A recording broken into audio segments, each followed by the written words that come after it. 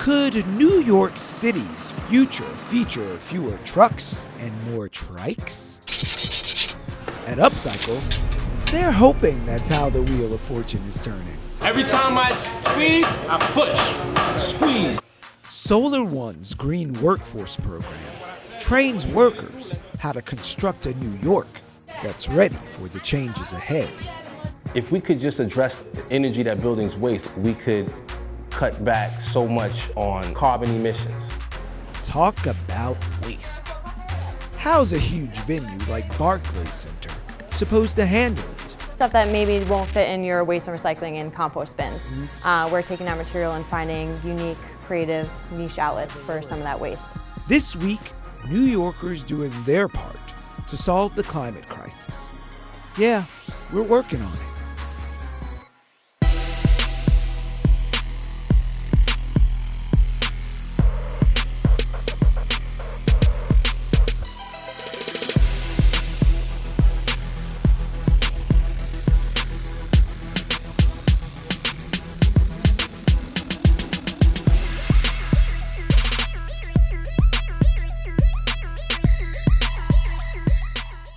Recycle, reduce, reuse. The holy trinity of conservation, at least for the last century. As our planet gets closer to peril and the challenges become more abundant, maybe it's high time that we started to recontextualize, taking our daily routines and making them better for the planet. And it may very well begin right where we live and eat, using one of the most ubiquitous ingredients on the planet, insects. Well, okay, so if you can believe it, of the millions of insect species that exist, yeah, there's more of them than us. there are over 2,000 types of edible insects. Should we get a basket? Yeah. Do you like spicy food? I'm a fan of the spicy food. Okay, well. You ever eat an apple with a worm in it? Unless you're a cartoon character, probably not.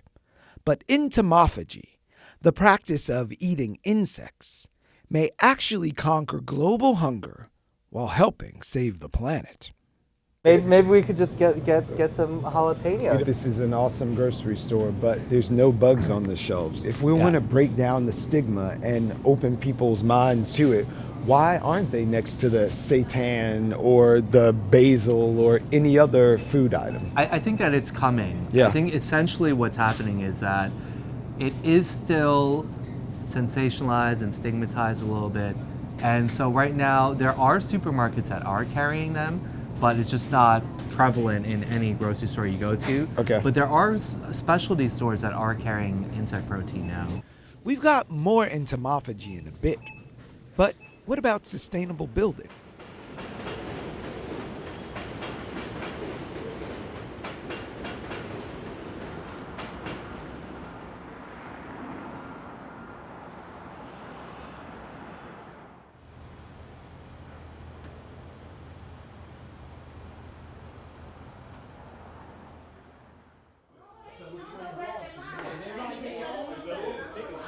Okay, are we ready?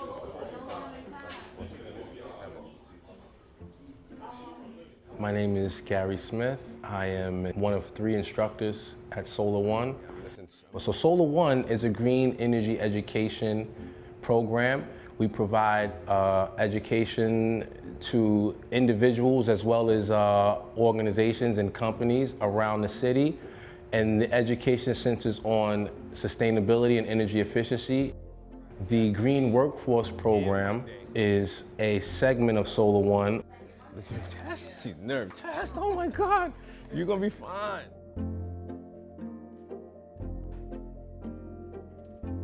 All right.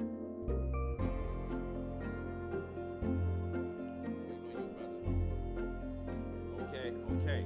So, welcome to electrical now. We focus on everything from environmental literacy and climate change to solar and renewable energy. First off, what is electricity? Movement of electrons. We introduced the participants to the problems that we're facing with respect to climate change. So how do we spin something is the question. Well, for years we figured that we would burn fossil fuel. And you see? Can you charge my phone? We teach them how buildings are considered the low-hanging fruit. Lights up. If we could just address the energy that buildings waste, we could cut back so much on carbon emissions.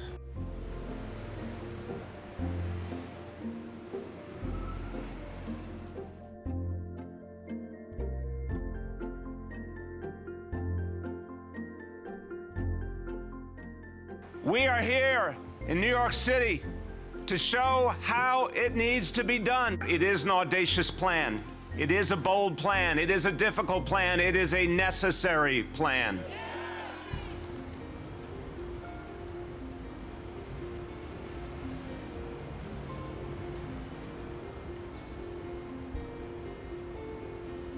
When we talk about sustainability or green energy, we're talking about a multifaceted approach that involves not only improving the way we produce electricity, but also limiting waste. And look how much What we've realized is we can install the most efficient equipment into buildings that we want. But if we don't have the staff properly trained in operations and maintenance, then efficiency can slip over time, and all of our work would be in vain. You're gonna lay it in and find the groove. You hear it? There we go. Just come around and wrap it into the grooves. Now that I have it on, I'm gonna tighten it with my... In some instances, this is your job. Running wire. So now I'm gonna test it right here. And we have power. So what's happening? The green industry requires a lot of workers to be re-educated. And that re-education process kind of levels the playing field.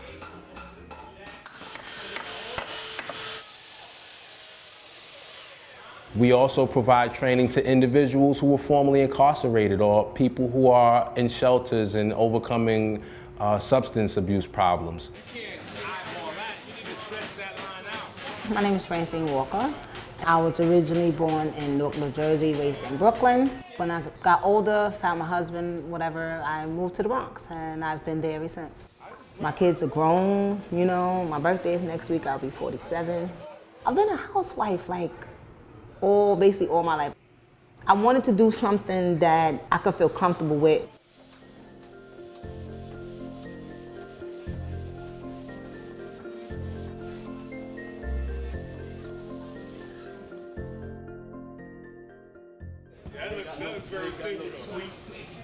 My name is Terrence Hubbard. I'm from the Bronx. I've been in the medical field for some years, but I'm a certified dialysis technician. As far as I can go is to further my career, I'm at the top. When I was younger, I lived in New Jersey and I was building homes. So I said, let me go back to construction. But now I'm living in New York, and with New York, you need certain certifications. I'm currently unemployed. While we're here working to get the certifications, there's somebody at St. Nick's that I gave them my resume, and they're refining my resume. All of those things just seem right in line with helping you get a job.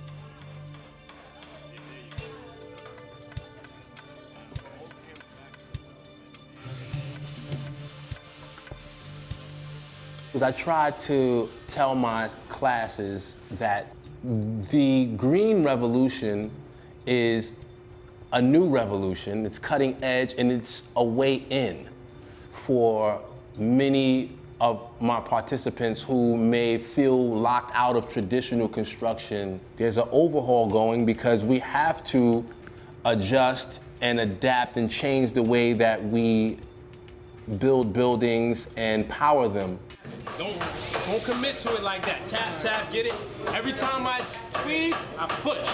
Squeeze, squeeze. When I get out of here, I really, really want to get into the fire guard safety. That's what I really want to do. That's what I'm hoping I get when I get out of here. But if not, I'll take a flagger job or a framing job or electrician job. Like, it's so many. When I came here, I didn't have none. So I'm excited. What I said though, once you get it through, stop spinning that blade. If you're the type of person that feel you can't make no difference, I tell you go into construction, because construction can teach you where you can start helping protect our planet.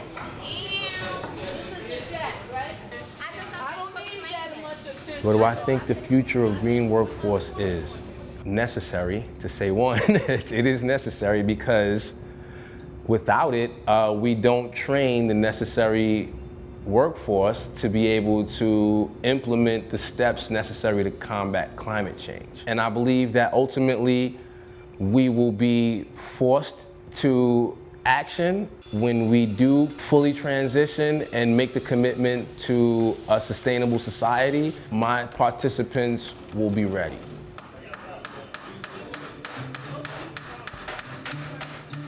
Right now you think about insects, edible insects, and people think, fear factor, I dare you to eat this. And they think along those terms, but what my focus is to help explain why the UN endorses edible insects to address food security and sustainability. It's like, why are these sustainable? And it's because overall it takes a fraction of the resources of the amount of water that it takes to grow the protein. The UN's numbers are 2,000 gallons of water for a pound of beef and a gallon of water for a pound of cricket protein. A big part of this work that we're sharing, it's with a concern and care for how are we going to feed the world's population in 2050 or in the future? How are we sustainably going to leave the world a better place for our future generations?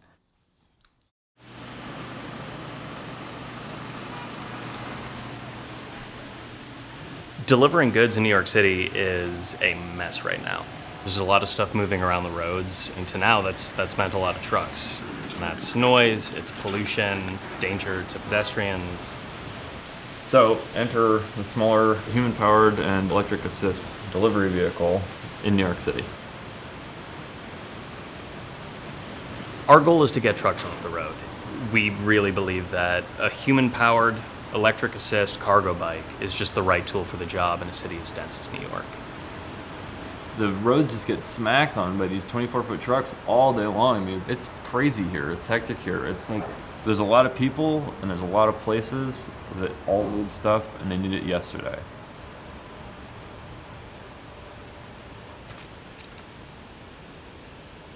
Upcycles makes human-powered and electric assist strikes, and I make the bikes. Measure once, cut twice. Measure twice, cut once. Measure never, cut forever. That's what they really say. This is like the first step of this, so we'll turn this into like the front end of a bike pretty soon here.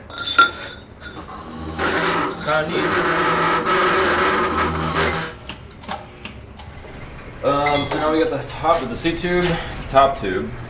Check it out. We'll lay it on the floor. We got head tube, C-tube. This is our top tube.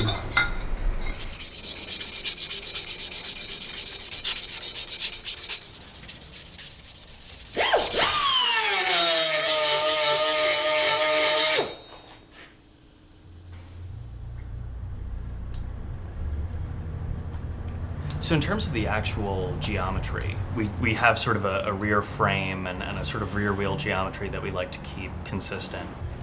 You know, the question from that point is figuring out mounting hardware and where the light's going to do and those sorts of aspects. But just to get a bare frame, welded together, designed, and built up with all the bike components it needs to be functional, 2 weeks. We can make it happen pretty quick. It's a beautiful thing. Start her up, fellas. Wrong way. Always the wrong way.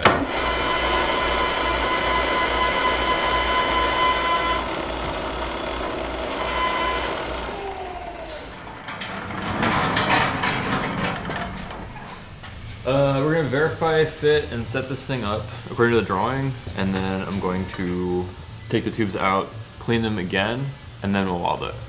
Well, then we're gonna get a cup of coffee, and then we'll weld it. Yeah, that'll be the coffee time.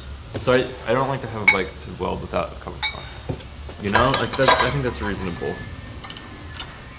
That's gotta come way down. If you're being sloppy, you're gonna get sloppy results.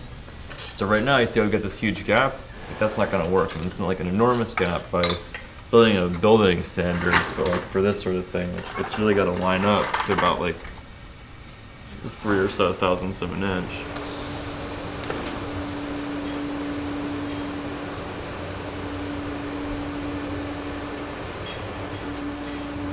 I heard this like really old school welder once be like, you're not a real welder until you shock yourself so bad that you piss your pants. I don't want to be a welder, man. That sucks.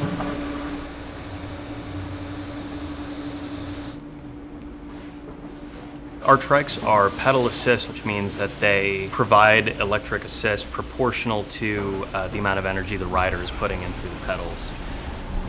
And we've developed all of this in-house rather than just using some off-the-rack option, which has allowed us to really tailor what we've done to our specific application.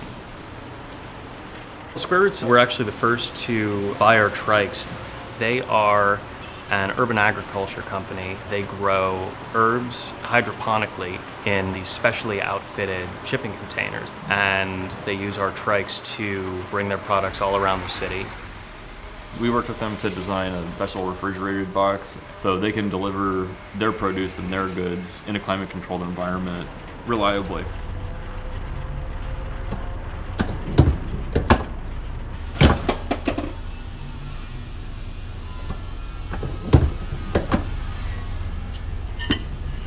On a two-wheel bicycle, most of the loads that are transmitted to the wheel are in the vertical axis of the wheel itself, without a lot of side load. Because we're working with three wheels, the rear wheel in particular sees a lot of side load during a turn. So we've had to make sure that we're speccing rims and tires and spokes strong enough to be able to accommodate that. Beyond that, a lot of the development of the trike has centered around operations in New York. One of the biggest challenges really comes down to the rough streets we've got around here. Everything from the suspension that we've developed to our choices of wheels and tires comes down to, you know, what's going to be able to hold up. New York City destroys your stuff, like, all the time. So it's a really hard proving ground. It's a hard place to, like, maintain mechanical anything. We make heavy duty stuff. Stuff that's built to get beat on, for sure. We're working with restaurants, we're working with urban farms, with compost collection companies, but really it's a solution that can work for a lot of businesses at a lot of different scales. You know, it's like, it's the difference of driving a semi around versus like carrying a cardboard box around. Like, you really don't need a huge truck to do a lot of the work that's getting distributed in New York City now. There are other companies making other cargo bikes. It's an emerging market, one that's a little bit more mature in Europe, but even within Europe, companies operate in these local and semi-local spheres. And I think a big reason for that is that these vehicles need to be tailored to the specific cities and environments they're riding in to make sense right now. They're vehicles that are built in Brooklyn and New York for Brooklyn and New York, and we wouldn't be able to do that anyplace else.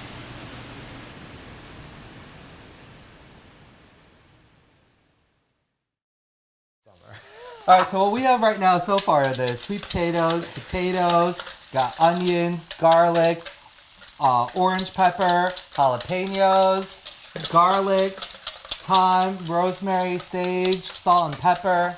And we're gonna add the crickets into this. Yeah. Well, someone's a chef.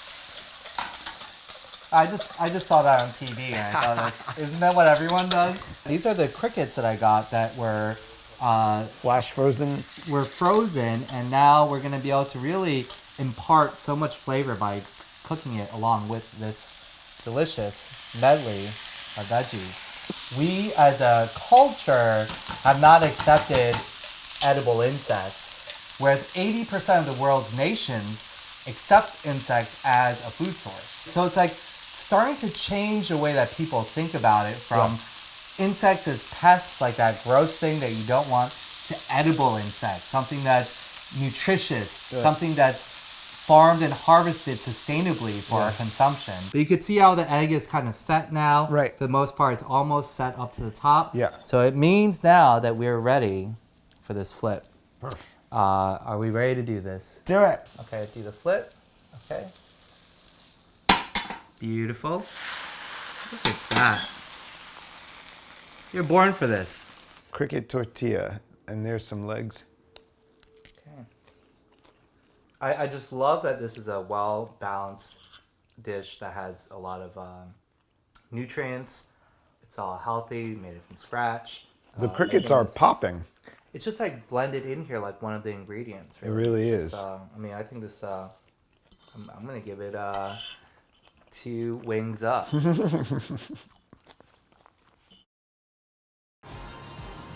Flatbush and Atlantic. Since 2012, home to the home of the Brooklynites, New York Islanders, and occasionally an ice skating mouse.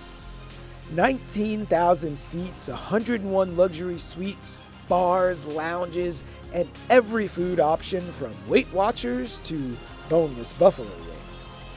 But beyond the cold beer, bright lights, and sellout crowds, the Barclays Center is a major operation.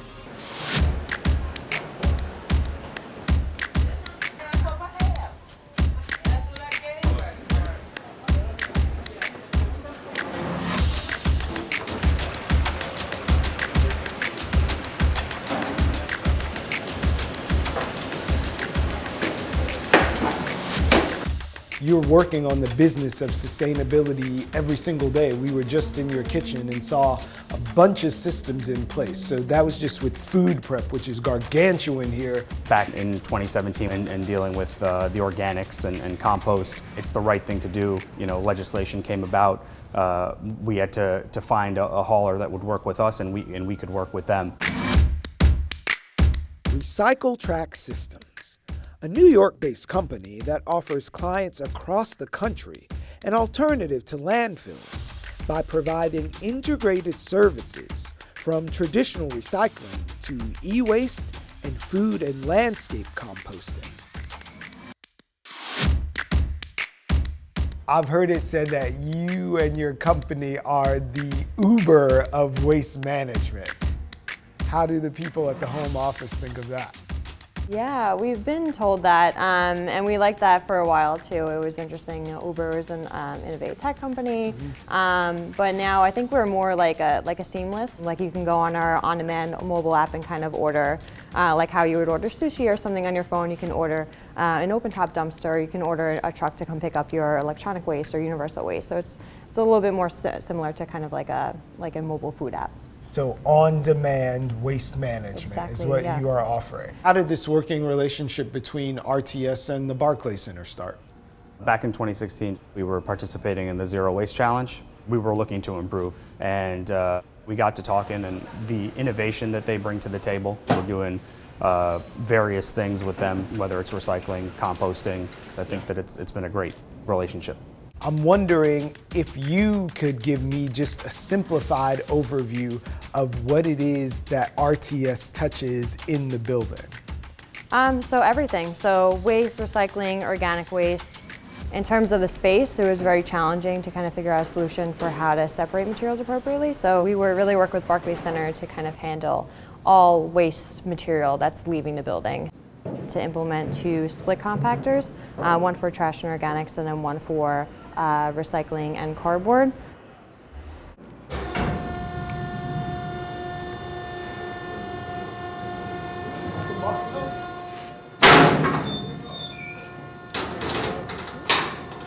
So if we were to take a pie chart and look at your responsibilities and operations here, how much of sustainability interacts or bleeds over into everything else you do here? I think there's a big crossover. We have brand new carpet, you know, just renovated this past summer for the new upcoming season. Over 10,000 pounds of the old carpet collected, donated, recycled. So it's not like when your mom calls Empire and you get new carpet. No. That's a lot of carpet that you guys really kept out of the landfill. 10 pallets left the building. I don't think that's something everybody would think of when they saw the new carpet. Yeah, just standing on these little tiles, you don't think that there's 10,000 of his friends for every little square foot that I'm standing on. We're really big on donations with Barclay Centers. Barclay Center will reach out to us and they have some, some chairs and tables and, confiscated lighters that they don't know what to do with. Right. So that's we just kind not of in event-based stuff. Exactly. It's keeping this whole ship afloat.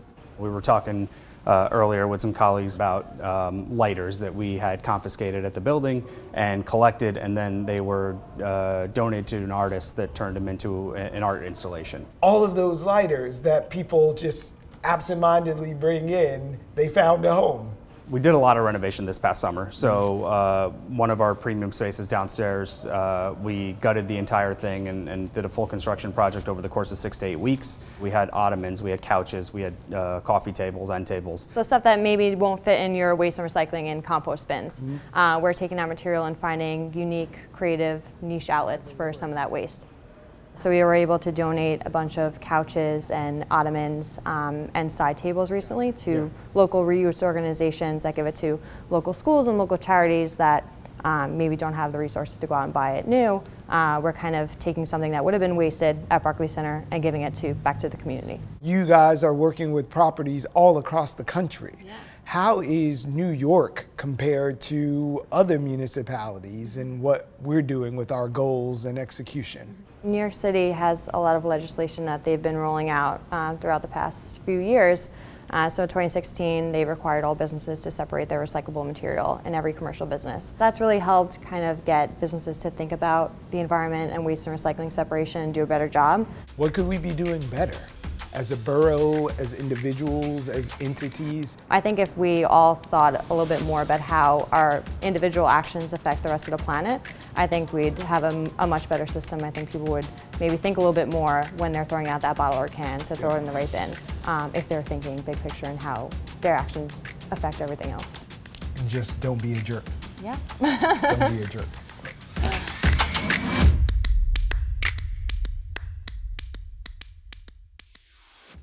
Even if the venue is the same. We hope we offered some insights and inspiration on ways that we can change the planet every single day, living our routines, doing the best we can with what we've got. If you want to check out past episodes or even watch this one again for more inspiration, find us at our home on the web at youtube.com/BRIC TV. Bye now.